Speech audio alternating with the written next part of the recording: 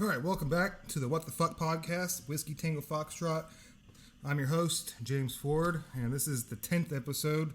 Woo! I know it's a big deal for all 10 listeners, Actually, I probably got more than that. I've seen my statistics. And anyways, today I have with me one of my very good friends. I've known her for a very long time. Her name is Kisha. She has an incredible story. And I think she's a badass person. And, what better time to interview a badass person in the light of all this bad shit that's going on in our world. Anyways, Kisha, why don't you tell us a little bit about yourself? Where you're from? What do you do right now? What'd you do? What, if you can tell us what you did in the military, why don't you give us a little bit of background on, who you are? Okay. Okay. So, yes, my name is Kisha. I served 17 years in the Army. I'm from Oklahoma, southeast Oklahoma, a little town there. Joined when I was 17, and I was a horizontal construction engineer in the Army for pretty much that whole time. I had a couple of years stint at the Army Marksmanship Unit, where I, basically just shot weapons for a living, which was amazing. And I just retired, coming up on a year in May, and looking for the next thing. Yeah. So, I don't ever discriminate, when it comes to injuries. We all, we both deployed, so that's enough validation for both of us. You were just injured differently than I was, but you're also an amputee. I've heard stories of what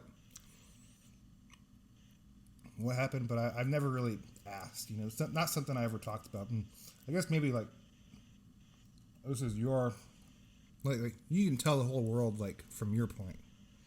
If you're comfortable sharing, how you lost your leg. Yeah. For sure. All right. Yeah.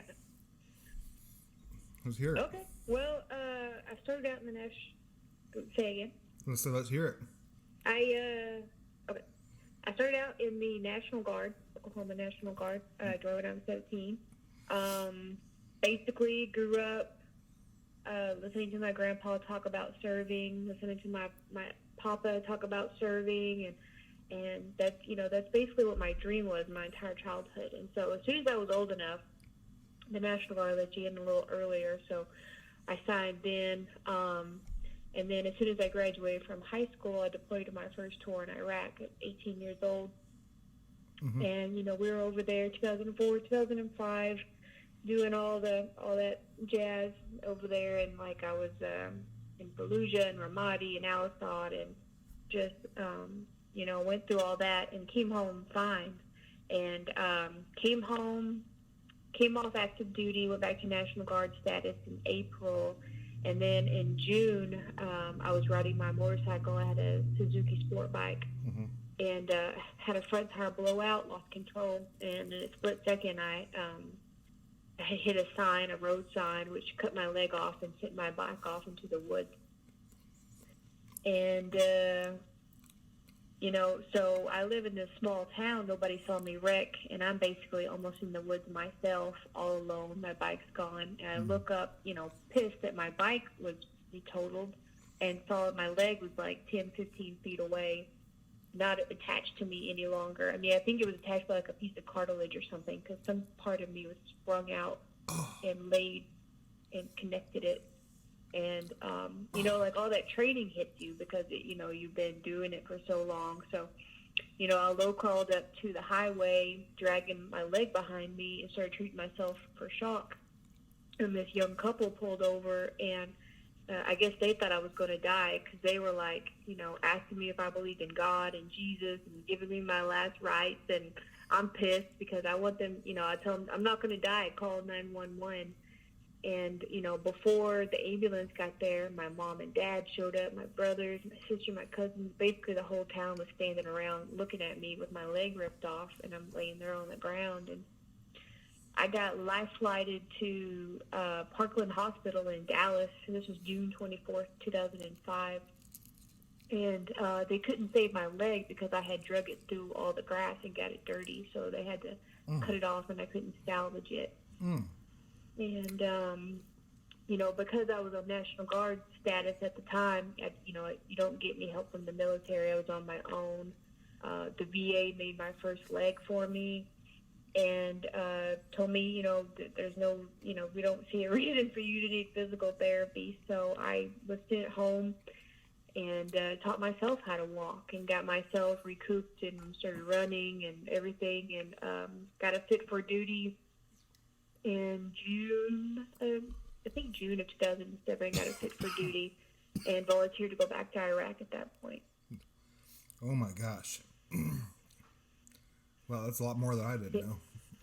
And that's what I just want. Not really. I mean, you actually were hurt, in combat. Well, that's a lot more that I didn't know. I didn't know that much about it.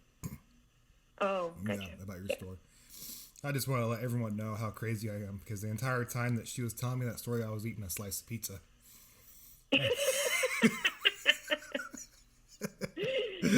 I'm jealous. I wish I was eating a slice of pizza. I'm over here with my sugar-free Zevia cola. Yeah, I got my pizza. This is my diet.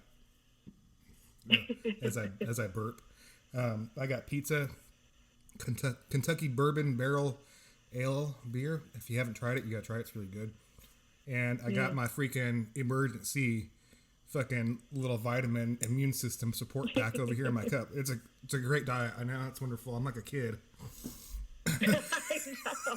All you need now is a Flintstone vitamin. So that is an incredible story, and I've never heard it from you. I've just heard like rumors, Mm-hmm. But that's fucking crazy. Like, it was insane. Yeah.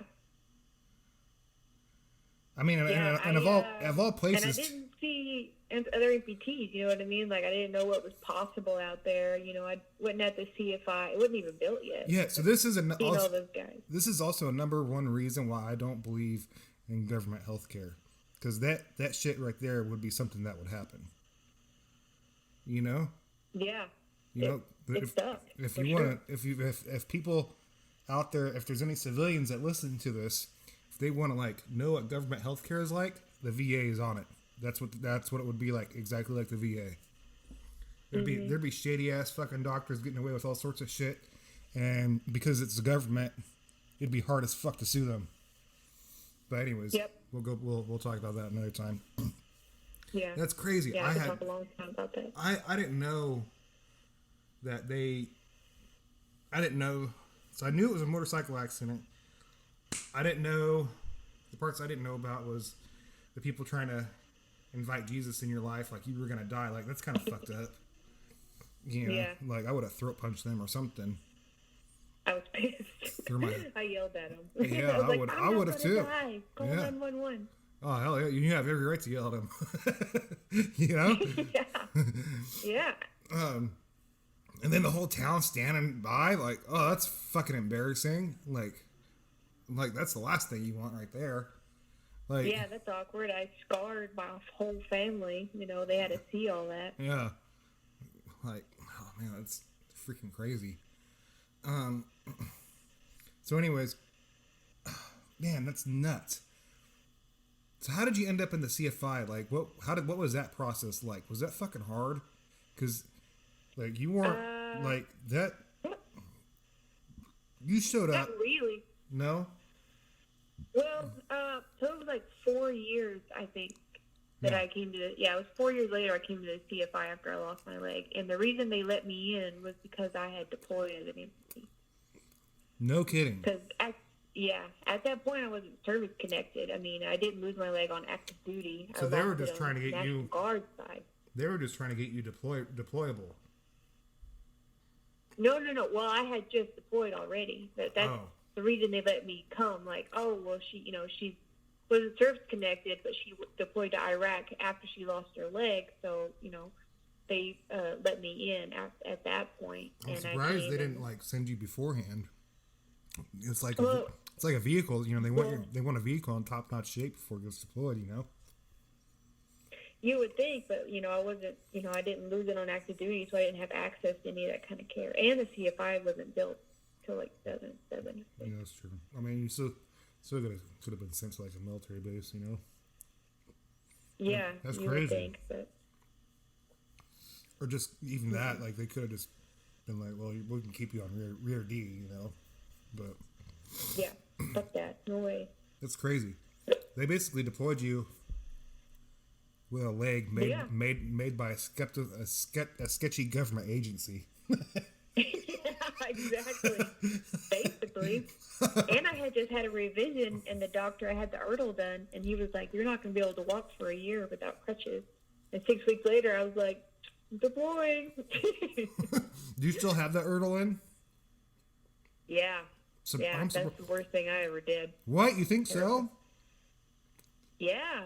Well, the point of it was I mean, Dr. Erdl himself did it because he works at the OU Medical Center in Oklahoma. Yeah. And the point of it is to be able to have all your weight on the bottom of your limb. Yeah. To in weight. And I can't. I've never been able to, and I've never met anybody with the Erdl that's been able to. So and I have an Erdl while too. he was in there, but you have an Erdl? Yeah. Well, anyways, let's hear your story. Walk on the bottom of your leg? Okay. So, yeah. So while he was in there, he also cut about 6 more inches of my leg off. What? So I just lost. That's I a lost fucking my shit foot ton. like around the ankle. What do you? And yeah, I lost my leg around the ankle, and then the initial amputation. So it was like real nice. It was a good length. It was like mid calf, maybe a little lower. Mm-hmm. When I woke up from his surgery, I had 6 centimeters left below my knee. What the fuck? Yeah, exactly. And I was at the CFI this last couple of years for so long because, I couldn't get my knee in a healthy way, and a big reason was because I didn't have a long enough limb to be able to work my quad. Yeah. Yeah. And so I'm going to be working for the rest of my life to be able to keep my knee due to his surgery. That's fucked up. Did he tell you he was going to cut that much off? Do what? Did he tell you he was going to cut that much off? No, he didn't tell me he was going to cut any off. Because he said he removed some kind of cartilage from my good leg and attached it to my tib and said that it grew a bone bridge on its own. So there was no need for him to cut anything off. I'm surprised, like, if he was cutting some of your leg off, I'm surprised he didn't use the bone from what he had just cut off. Yeah. Yeah, exactly. But no. That's a fucked up. And I broke my Erdl a couple of years ago. Did you really? How'd you break it? Mm-hmm. Running the PT test. That's how you end up back at the CFI again. Yeah. Yeah. That is insane. So I have an Erdl. Colonel Ficky did mine. But okay. I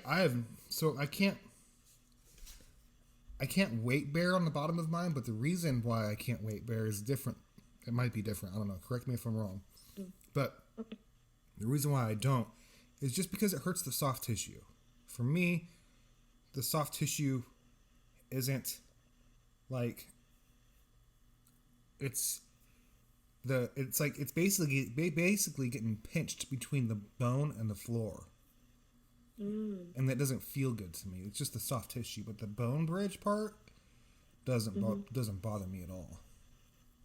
Well, that's great. And you have a good, length of limb. Yeah, and you saw me too. Like I think I was one of the first amputees to start running with a regular leg. I didn't even run with a running foot. Remember that? Dude, you run good. I remember. I was in the same running group as you. I can't run anymore because of my fucking spine, but who likes running anyways? I hate running. No, I don't. Running's for weirdos. I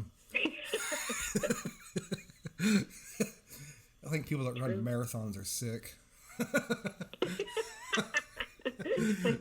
They need counseling. God, I wish I liked running. But yeah, so especially now that all the gyms are closed. Yeah, no shit, right? I just grab a kettlebell. That's what I've been doing. But anyways, yeah, I had one problem. I've heard all these stories about people breaking their bone bridges. I've never broke mine. I've had it for 10 years now.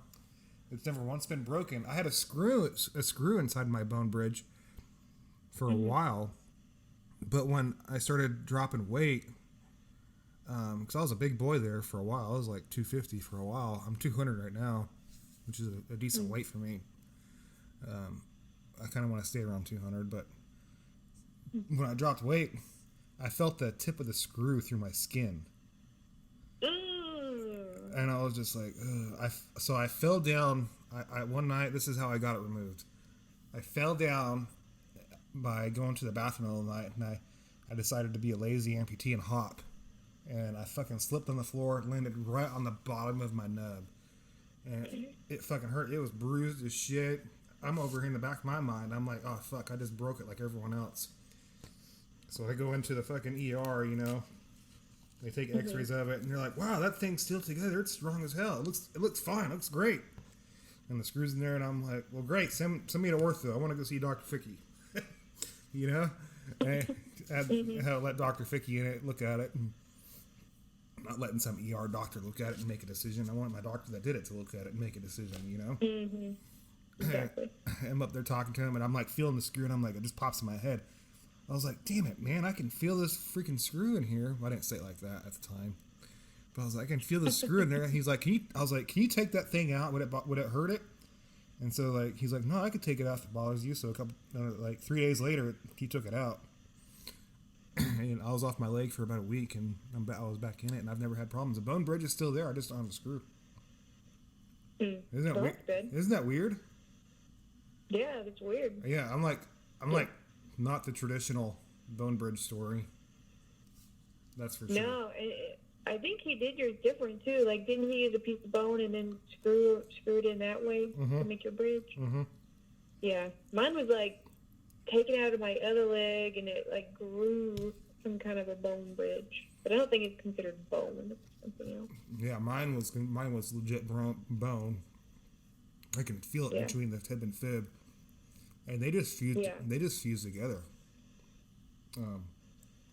He's a badass doctor too. Yeah, he is. You know where he's the chief of John Hopkins Orthopedic Department now.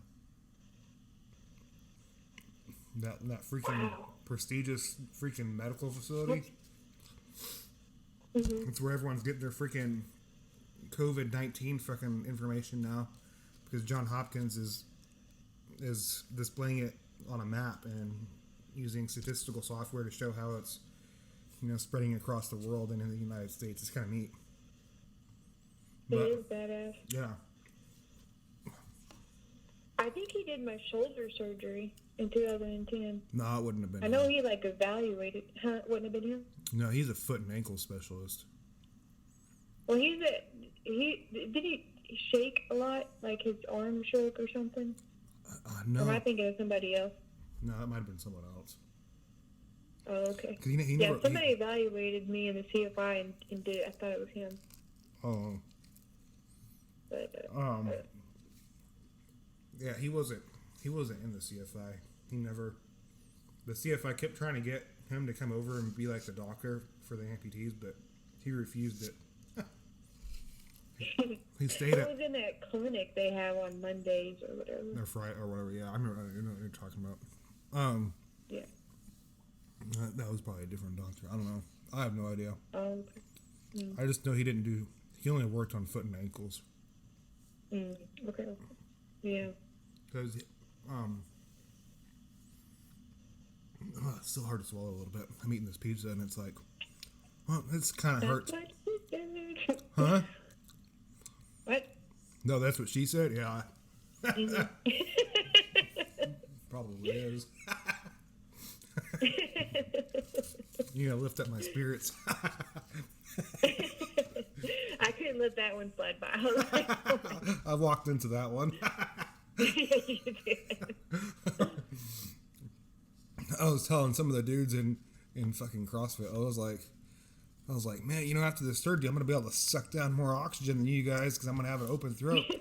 And he was like, oh, that's not all you're gonna be able to suck down. I was like, oh fuck, god damn it, I set myself up. Oh my god. I'm like, shit. I walked into that one, son of a bitch.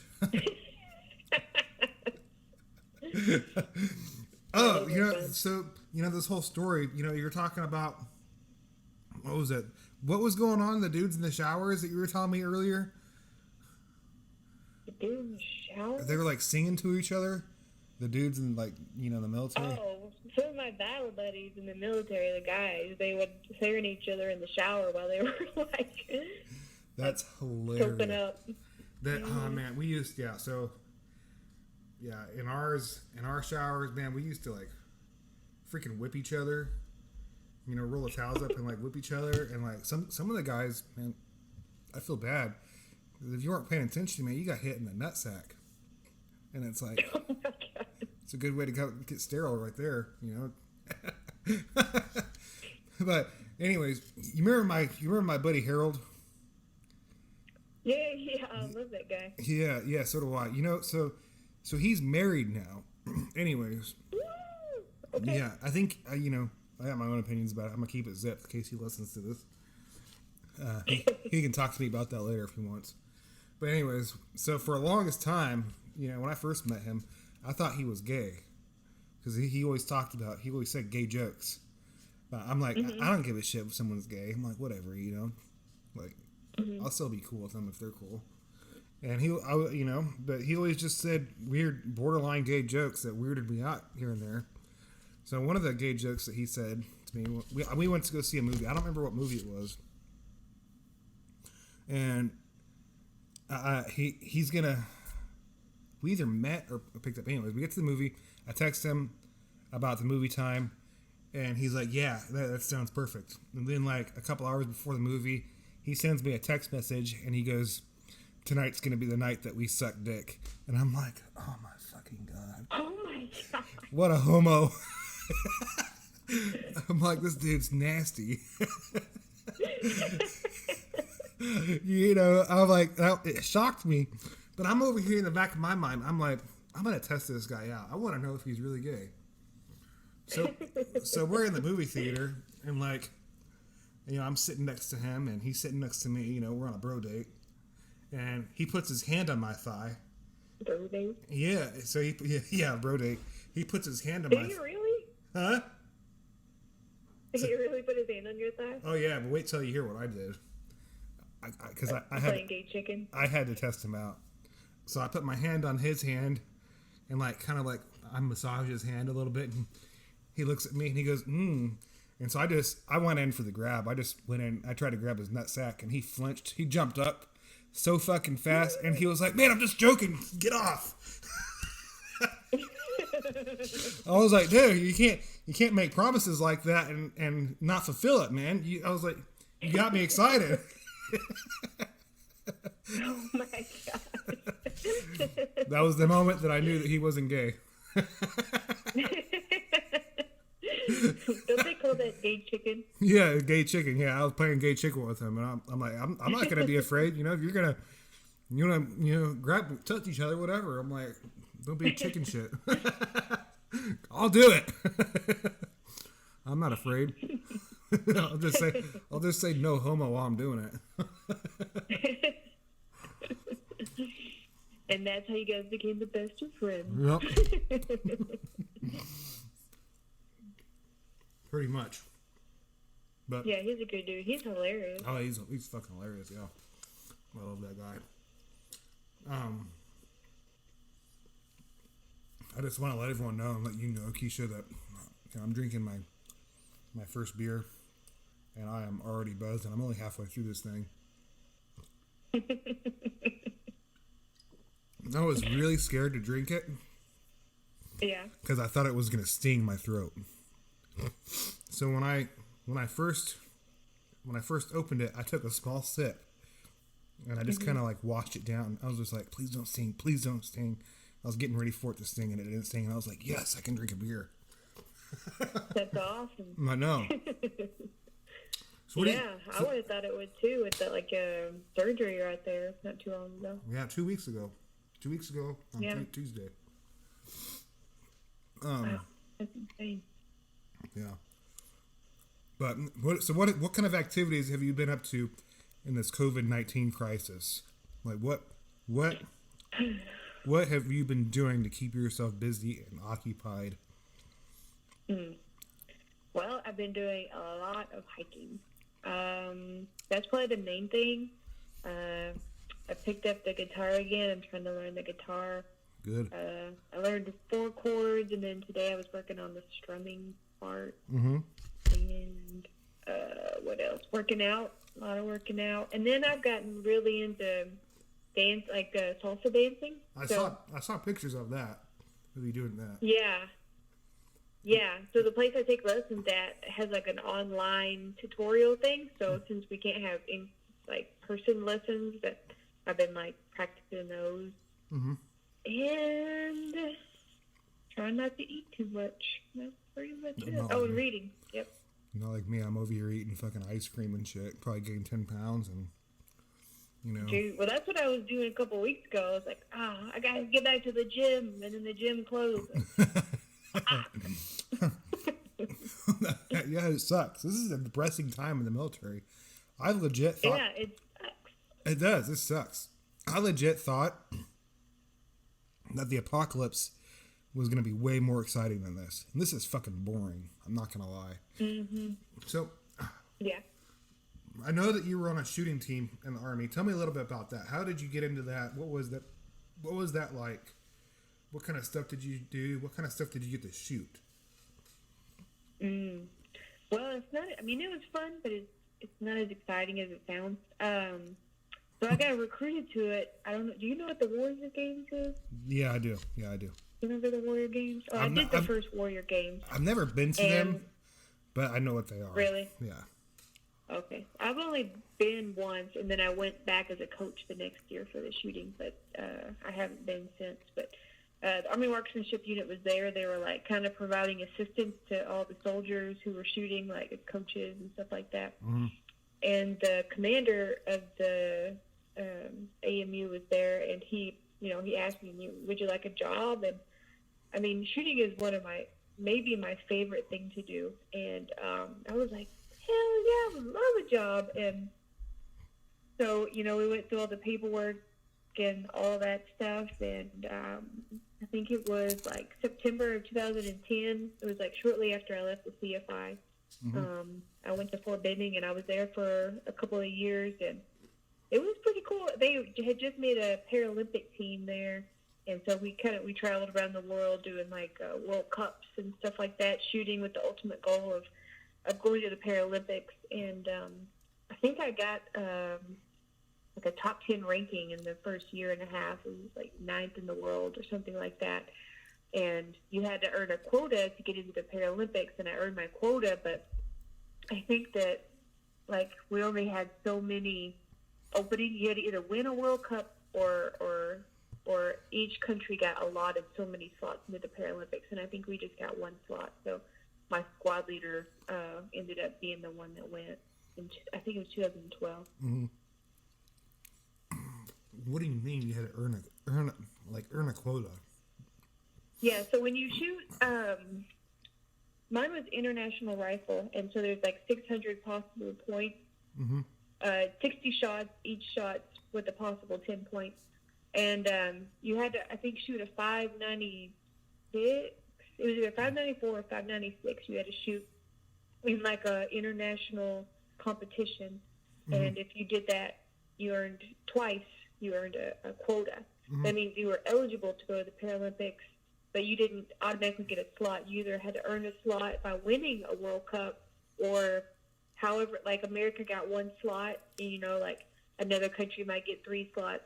We only had one slot, so we had one guy that went to the Paralympics that year for international rifle. Wow, I didn't know there was like. It sounds like it's kind of difficult to get into. I didn't think it was that. You know what I mean? Yeah. Or maybe the Olympics are just a little biased, maybe? Wasn't that bad. Do what? Maybe the Olympics are a little biased. A little biased? You think so? In what? Like, do you think they're biased on, like, the slots they give out? Or, like... Oh, yeah, that's probably a conversation I shouldn't have on here. It was very political, I'll say that. Well, yeah. That is everything. But... Yeah, like everything. Yeah. So what what are you doing? Like, what kind of what kind of steps do you take to protect yourself from this COVID-19 virus? Well, I'm just trying to do what I'm supposed to do. Do the whole, social distancing. But yesterday, I'm already. Huh? Yesterday, you were talking about if I bug out. You were like, I want to bug out with you. Oh yeah, that's what I would like to do. Oh. Because I'm dying of boredom. My soul is just tearing apart. I know. Yeah, it's crazy. I'd rather bug out to the mountain somewhere and just like hang out with. Take a bunch of guns or something. A couple of buddies. Yeah, shoot guns, go hiking. I know, right? Enjoy. Yeah, just and not worry about all this. Yeah. A lot of people, I'm sure, are doing that. Yeah. So you decide to just a bit, and I'm down. Yeah. So what were your steps that you were taking again? I kind of cut you off there. Oh, you're good. No, well, it's a good thing my mom taught me how to wash my hands when I was a kid. So yeah, wash my hands like everybody says. Stay clean, social distance. I don't go out unless I need something that I have to have, like food or whatever. I guess that's about it. I'm not traveling. Pretty much everything I do is, at a standstill right now. So, yeah. Now, behaving. Have you been out? When was the last time you were out in public? Yesterday. What did you do? I had to go get food. I went to a grocery store. Did you wear a mask at all? No. Did you see anyone that was wearing a mask? Mm-hmm. I did. And what was the most? Have you seen any thing because you're 3 hours away from me. Have you seen anything that was way overboard? Someone just going overboard with the amount of PPE?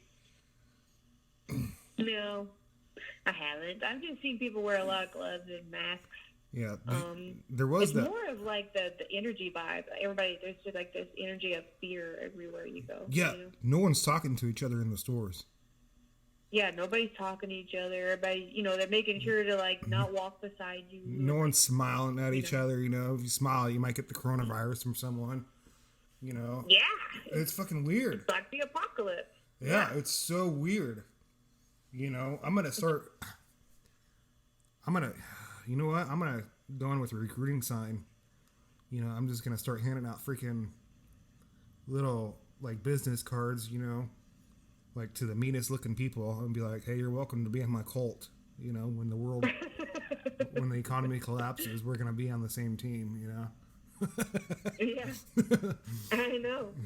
One thing this has taught me is who I don't want on my apocalypse team. You know what I mean? Yeah, exactly. You really see the sheep in this whole thing, and try not to be I'm not trying to be judgmental or anything like that, but we don't have to hoard and buy up everything and then screw your buddy. You know what I mean? And then that was fucking crazy. Or water. What the fuck was all about this toilet paper? If there was zombies in the world, I hope it's everyone that was hoarding toilet paper. I hope they all turn into zombies. I know. I haven't been able to find toilet paper in a while. What was that all about? I can mail you some. I got a bunch. That I don't go through a lot. I've had a bunch for a couple months though. I didn't stock up on it. I didn't know. What was it? Smart. What was that about? I have 3 rolls left. Oh shit! You're gonna have to be gentle. Yeah, but I have a lot of baby wipes, so we're good. Just don't flush those down the toilet. Yeah, true. If you get desperate, just every time you have to take a crap, jump in the shower.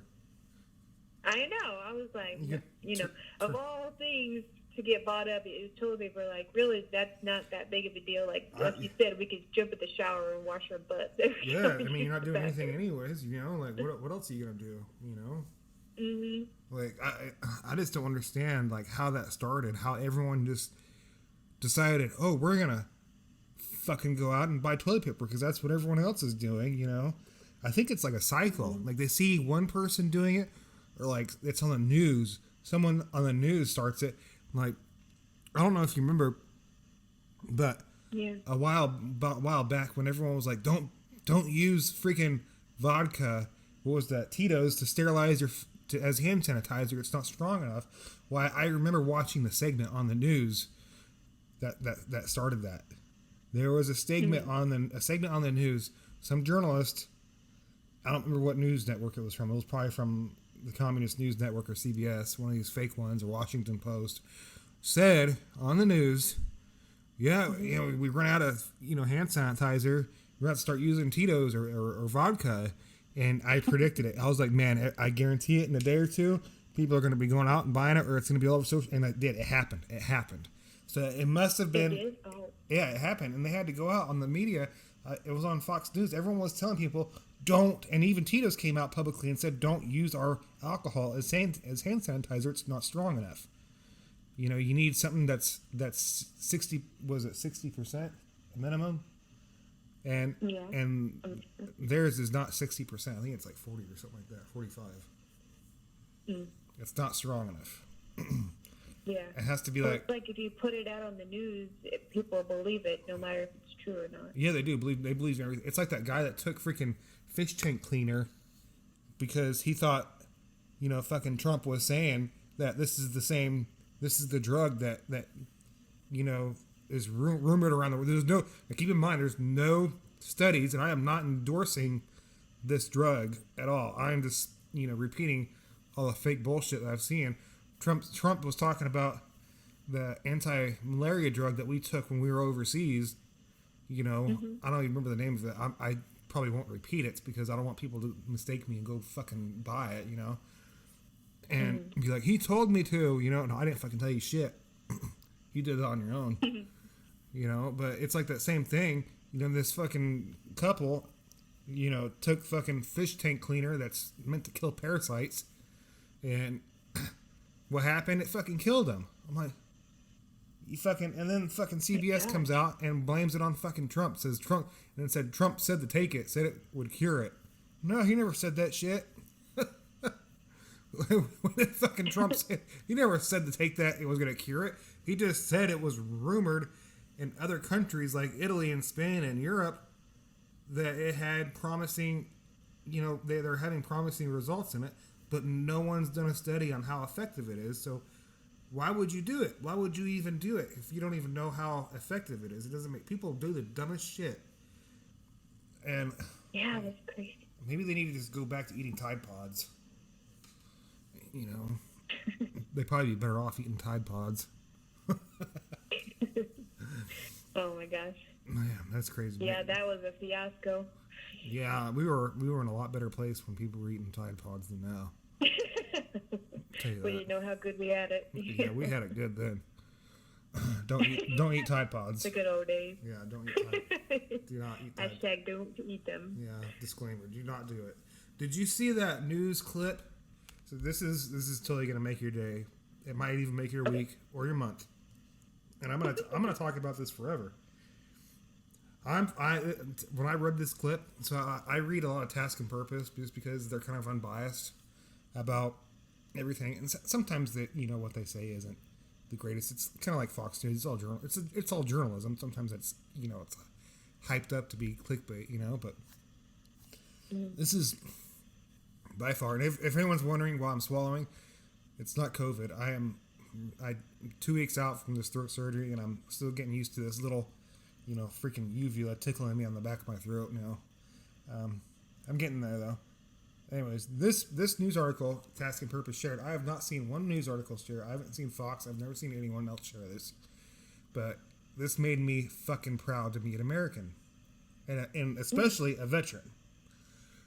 This 104-year-old World War II veteran may be the oldest person to beat COVID-19. No shit. Fucking badass. How old? He turned 104. Oh, wow. Isn't that fucking baller? What a badass guy. That generation, man, they're like, I don't know, they don't make them like that anymore. No, they're like the old Fords, man. You know, they were like a The old Fords. yeah. No.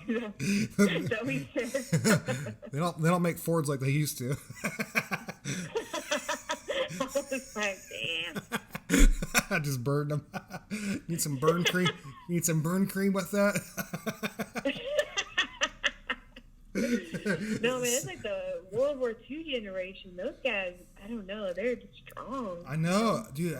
And the best part about it is he gets to celebrate with his family through a glass window. Wow. I mean, I understand why they can't celebrate with him in person. You know, he's in a nursing home that had an outbreak, but they get to celebrate with him.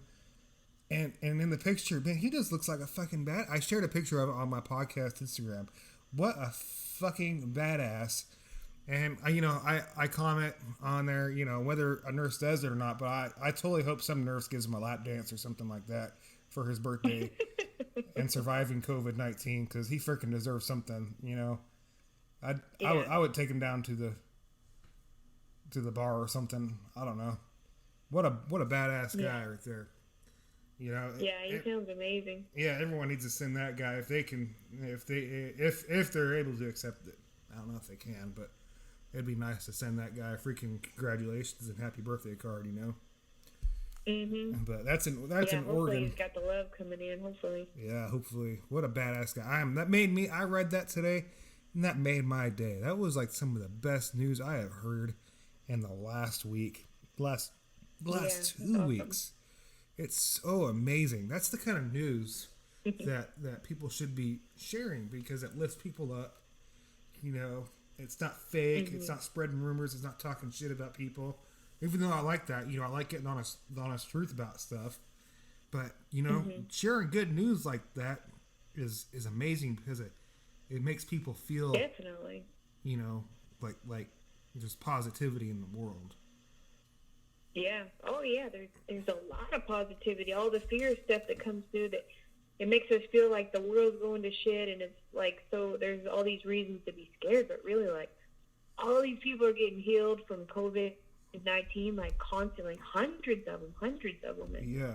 You know, and there's all these success stories and people who are, and like all the love has been poured in, like, everywhere you go, people are doing nice things for each other. They're helping each other find baby formula. You know, if they have babies and they can't find it, there's people opening, you know, like helping people with food, and you know, with all the guys that, you know, aren't able to work right now, the other people are standing in the gap for them. Yeah. There's all kind, you know, people are like putting out like free workout sessions online so we can continue working out, free, you know, dance lessons to keep people's morale high. Like, there's tons of love just like pouring out right now. Exactly.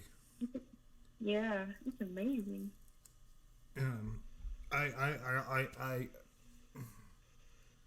I would love to post a workout, but I'm so scared if I do it. I would be just like that person in that video. Some dog, or even my dog, would come out of the bushes and just start raping me. Like something bad would happen. That's why I post workout videos of myself here and there, but man, not a lot. Yeah, I've seen some of your CrossFit workout videos. You know, and there's a lot of people that share their fails and that look horrible, and I'm like, oh man, that looks like it hurts. And I'm like, man, I don't even know why you would share that with anyone. I'd be that never happened. That never happened. We're not talking about that. It's not going to end up on the internet. Because I know if I put it on the internet, it's going to end up on some viral fucking meme page, and everyone's going to know who the fuck I am, that I fucked up. And, you know, I'll be the laughing stock for like 2 weeks. That's the last. Yeah, shit's going viral constantly right now. Yeah, I know. Speaking of which, I watched Tiger King last night, because I was like seeing all these memes everywhere, and I got added to a Facebook group. You mean Lion King? I was like, what the fuck is this? You mean Lion King? Yeah.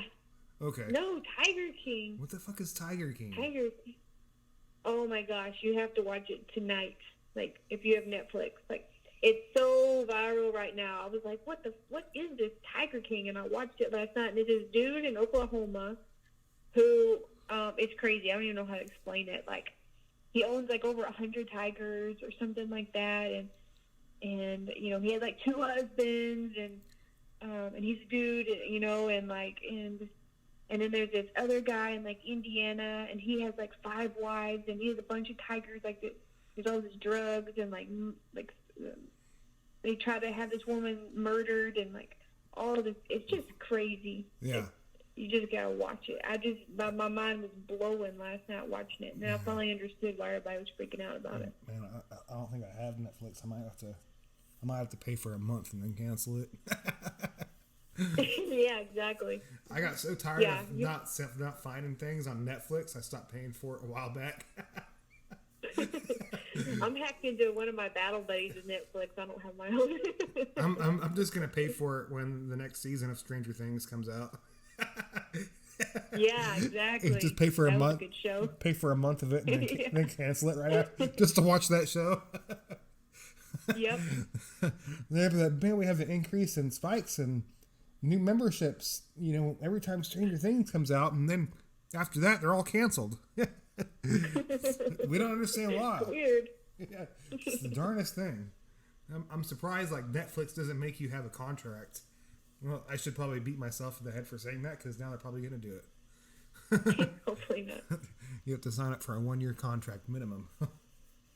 But, man. So, do you have, like, hand sanitizer for COVID? Or, like, do you have anything at all? I mean, I have, like, when we were talking about HIPAA claims earlier, I have that. You know, I have a shit ton of, you know, like, hand soap, I'm not dishwashing, but, Dish soap, yeah, dish soap. Dawn. Dish soap, yeah. Yeah, just, you know, cleaning, like, I, Lysol the shit out of my apartment yesterday, and, like, mopped, and, I mean, I'm clean anyway, so, I don't know, like, yeah. I don't know. Yeah. Do you have Cards Against Humanity? Huh? Cards Against Humanity? No. Yeah. No? Damn it. No. I've played it, but I don't have a game of it.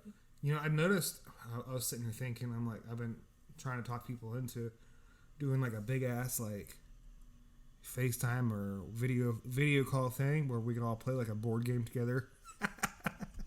Yeah, that'd be sweet. And I was like, when I was looking at it, I noticed that Facebook has a feature on there where you can do a watch party. So you can totally, with your buddies, so if you're bored in separate areas, you can totally, on Facebook, if you go to your homepage, start, like, and click on where it says, like, what's on your mind, where you, like, want to share stuff. You put your cursor, in there, and then you click on the 3 little dots down below it, and right underneath it, it says watch party. And introducing watch party, it says watch, talk, react to the same videos at the same time during a watch party. So you could add videos to this. You could totally watch a movie together. You could invite people, your friends off Facebook. This is freaking badass. This is, like, the best time Awesome. I bet introverts are really feeling it, man, because you could totally be in your own home and, like,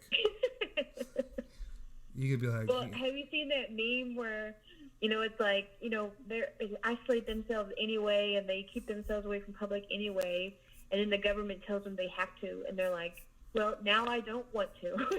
Yeah. Like, rebelling against it. Yeah. I think I did see that. Yeah. And, like, a lot of people are stressing about dying, which they should be. You know, I'm not really, I don't want to die. I'm not scared of dying. Me neither. You know, it's not our first time. It's not you, mine, or most veterans' first times facing death. I think most of us that have been deployed to a combat zone has faced it in some form or fashion, whether you went outside the wire or not. You know, and so it's like, you know, most of us are acclimated to the thought that you could fucking die.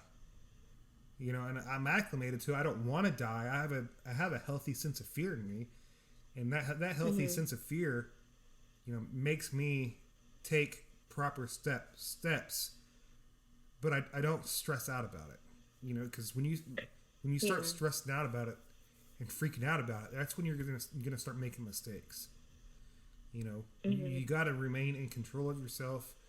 You got to find that edge that you can take, you know, that stress off, whether it's, you know, fucking calling your buddies, you know, going out in the backyard, drinking a beer, practicing your guitar, you know, walk around in your freaking house naked, you know, which I'm doing all the time now. Like, you know, I'm sure Google's getting a kick out of it because I got a Google camera up in my living room.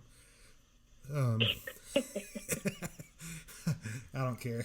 If I ever applied to Google, I'm pretty sure they would tell me there's no reason to send my resume. They know everything about me.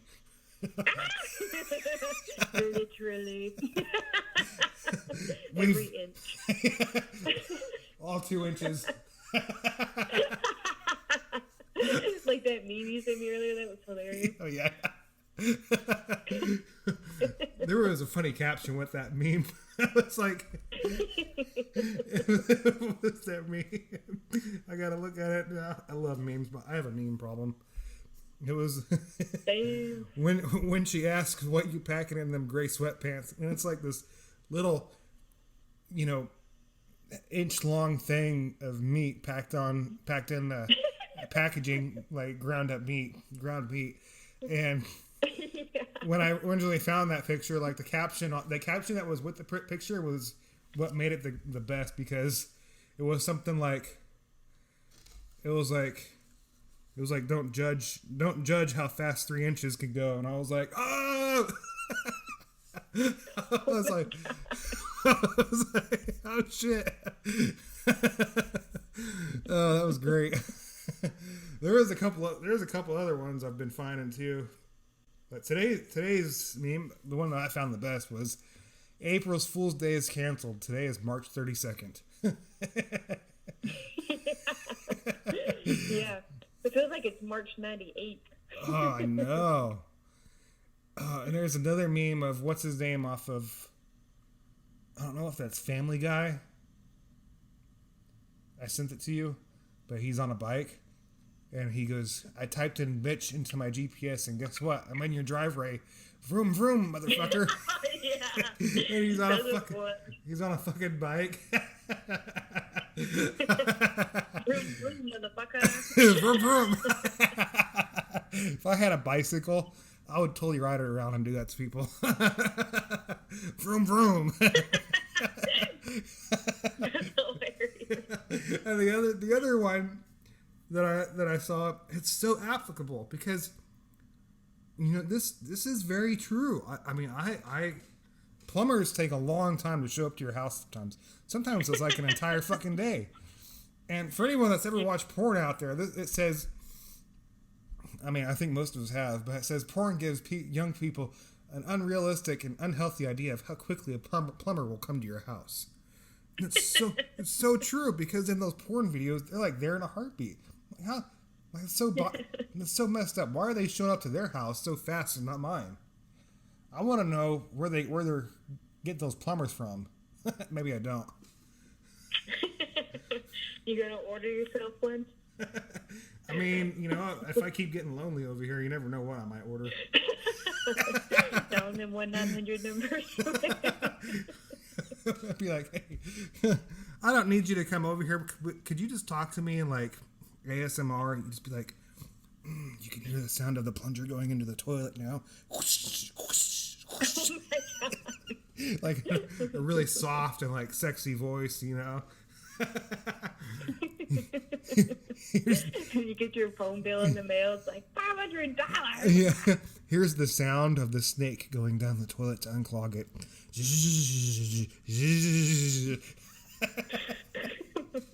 Oh my God. But oh man. So where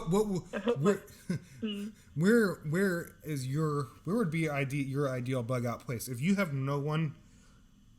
If you have no one to go with, what would be your first and second choice to go to bug out in the apocalypse? Well, I would say somewhere where there's mountains, like maybe North Carolina or somewhere like that. Someplace that's like not super populated, and then has a lot of like natural resources. Like you can hunt for your food, and you can we have the mountains there. And I mean, if all you're that talking kind of about that, stuff. we can take a road trip and go up to Alaska. Yeah, or Alaska. Well, I'm not really. I love Alaska, but if it was a winter time, I wouldn't be able to hack it and freezing my ass off. That's true. Yeah, our prosthetic legs are probably breaking the cold anyway. Yeah, or I might just go to the hills in Oklahoma because people disappear up there all the time. So Yeah, I that's can true. go up there. That's very true.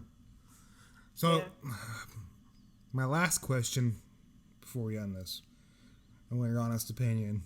Do you think that this virus was created or like by Chinese, or do you think it was natural? Well, I mean, I'm not an expert in these fields and all that kind of, jazz, but honestly, like, I kind of think it could have, it's a possibility that it could have been created on purpose, especially thinking about where it came from, the specific place in China that it came from. Yeah. And, and how they've had so many deaths there, almost as if they tried it out. I don't know, but it is something to think about. Like, maybe it was put out. It's the perfect kind of, war, fair type of thing to win a war, because nobody can fight a war if everybody's fucking sick, and it's hard to fight something that you can't even see, and yeah. And it's taking the whole world, like, it's really having a huge effect on people. And, and I was kind of complaining at first, like, why are people freaking out? There's no reason to be, just be responsible and take precautions. And, I think we're all under that mindset, because initially, we didn't have proper data we weren't getting proper data from China. They weren't. I don't think they're telling us the truth. I don't think they ever were telling us the truth. They hid it for us for a couple of months, and they even lied about it. And then a couple of doctors even disappeared now. One died from it, and another doctor disappeared. They have a biological warfare place there. Two of them. There's a zoological place where they were studying the bat that actually carries this virus. And then there's also a viral institute in that same area, and it's like, no wonder, like, it's very convenient. Very, it's just something to think about. It's a very convenient place. Yeah. And it's just it doesn't add up. It doesn't add up. The numbers. It really doesn't. The numbers that they're trying to say that they haven't had any deaths and no new cases in like a month now, almost a month. And it's like, no, you're fucking lying about it. Like, your population is much larger than Italy's, and somehow Italy has, the population in China is like billions of people. The population in Italy is only like maybe 10 million at the most, and it's like, Italy has had a much larger death rate compared to China. There's no way, that doesn't add up at all, and how fast it spread in the United States. We're almost at what, like 200. I could pull it up right here. I love talking about this crap. Yeah, it is crazy. And I mean, I almost guarantee you that, I'm sure that there is definitely more to this than we know, Yeah. Definitely. So the total confirmed throughout the world today, as of right now, is 932,605. In the United States, in the United States, we're at 213,000. Italy is at 110,000. We're 2 times more than fucking Italy. If it spread that fast in the United States within 2 weeks, China's fucking lying. Because it was over there for months. Months. They're fucking lying about it. Something's up. Yeah. Anyways. I mean, this just didn't pop up out of nowhere. Like, oh no, a new disease. Like, Yeah. something happened. Yeah, I kind of saw this coming back in February, and I'm one of these people, when I see something happening, I'm like, I secretly go out and prepare for it, and I don't say anything. So I did, throughout the month of February, once a week, I would go out and buy a couple bottles of hand sanitizer, and then buy a couple things of masks about once a week. So I'm like stocked. I didn't go out and like hoard it all at once. I bought it over time. And the reason why I bought it over time was, and it only happened, I only did that like 2 or 3 weeks. I only did like a couple of things. I didn't grab a whole shitload. But the reason why I did that, I do it over time, is because I try to allow people the opportunity to go out and get it themselves.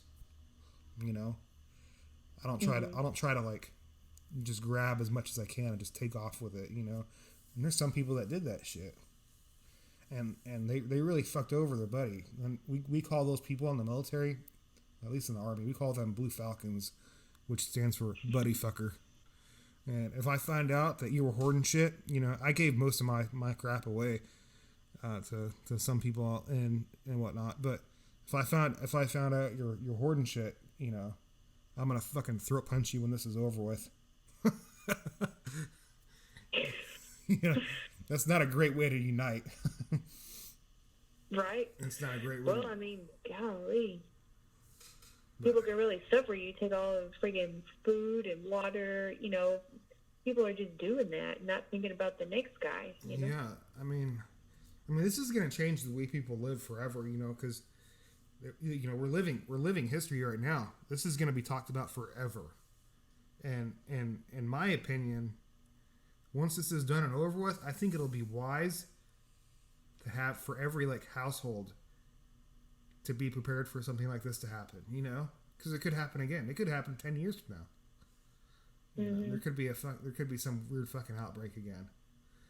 But it's definitely a stressful time, and people are losing, entire families are passing away. There's people coming out on the other side that lose every single member of their family. I've been reading on the news, and I'm just like, fuck, this is depressing as shit. And I'm just like, man, in the back of my head, the way I'm like processing it, I'm like, China's got to pay for this.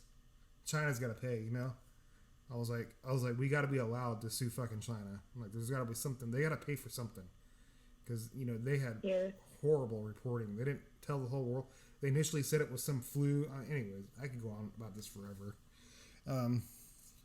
It sucks. Definitely sucks. Anyways, yesterday we made a promise, and I want to get this on air, that we are going to drink out of each other's legs. Right? It's going to happen. Yeah. So, how many times have you done that? You've done that once now? I did it once, yeah. Okay, all right. You got a ways to catch up to me. You got to do it at least 2 more times. Yeah. When I do it with you, it's going to be... Well, it won't be fair because your leg is smaller than mine. So, what we'll have to do is they call mine the pediatric stump. Yeah, it's fucking tiny. Well, we'll have to clean each other's legs out beforehand. We'll definitely pour some Everclear inside of it and swirl it around a few times. before I put the beer on it, because I want to make sure it's clean. And Everclear, if you're gonna use alcohol as hand sanitizer, you better buy some Everclear. That's the only one that's actually strong enough to do it. Okay. Yeah, probably, not everyone knows that. It's the only one strong. It's like drinking hand sanitizer. Pretty much. It pretty much is. But yeah, we'll have to fill up. What we'll do when we do it, we'll fill up your leg and see how many beers it can hold, and then we'll just fill up my leg with that much. That way it's fair. Yours probably holds a 6-pack. So mine, I think you can get about 3.5 beers in mine. Which is still Mine's a lot. probably a 1 beer, 1.5 beer. 1.5. Yeah, I know. It's so tiny. Yeah. When I did that, when I did that with my LT, the lady that runs that brewery, that little, it's not a brewery, but I mean it's kind of a brewery, but not really. It's more like a pub. She said she was going to open a brewery, and she was going to make Shout out to that place. I hope they survive this. I hope they don't go out of business because of this. Yeah. She said she was going to make a beer after me and call it Das Boot. Oh, badass. Yeah, that is badass. I think the beer place is called Brew 30. Let me just double check. It's down there in Cyprus.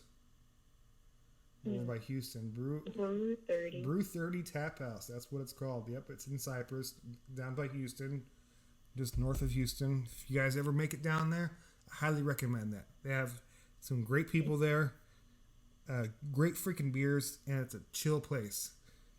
So, anyways, yeah. After this, we'll have to throw a party. We'll have to get together and have a party. So, yeah, I'm down. We'll call it the Corona party too, and we'll have a proper party, that one that's not illegal. COVID-19 party. We'll all come with shirts that say "I survived COVID-19." Yeah. No, it'd be cool if we had like a gas mask. Oh, we could drink out of our gas mask. Remember how the old army ones had the little tube where you could drink out of your canteen? Oh, that's so true. I should go walking. I should try to find a army surplus store around here and like buy a bunch of those old gas masks. I know someone's got to have them. Oh, for sure. It's just getting the canisters would be hard. Yeah. Anyway, so it was great talking to you. It was great hearing your voice. So yeah, thanks for having me. I'll let you know if I end up bugging out somewhere where you can come. Yeah. All right. Have a good night. All right, you too. All right, bye. Bye.